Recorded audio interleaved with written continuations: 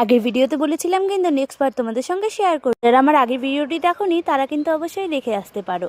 ডাবগ্রামে না আসতে পারলে সরস্বতী পুজোতে আমার সরস্বতী পুজো কিন্তু একদমই অসম্পূর্ণ। আর এইদিকে দেখো ভাই ওরা কি করতেছে, ওদেরই দিন। তোমরা বলতেই পারো ডাবগ্রামে না আসলে আমার সরস্বতী পুজো অসম্পূর্ণ কেন। যেহেতু আমি মহিলা কলেজে পড়েছি, ডাবগ্রামে কিন্তু আমার অনেক স্মৃতি রয়েছে। ডাবগ্রাম থেকে বেরিয়ে কিন্তু আমরা চলে এসেছিলাম সোজা কলেজ পাড়া। কলেজ পাড়াতেই কিন্তু মনে হচ্ছে শিব পুজো এখানেই হয়েছে। যাই হোক, তারপরে কিন্তু দেখো এত সুন্দর প্রতিমাটা ছিল। তোমাদের কার কার ভালো লেগেছে আর তোমরা কারা কারা এখানে এসেছিলে সেটা কিন্তু অবশ্যই বলো। ওখান থেকে একটু হেঁটেই কিন্তু আমরা চলে এসেছিলাম শিলিগুড়ি কলেজে। শিলিগুড়ি কলেজের ভেতরে 3-4টে ঠাকুর ছিল, আমার তো বেশ ভালো লেগেছে।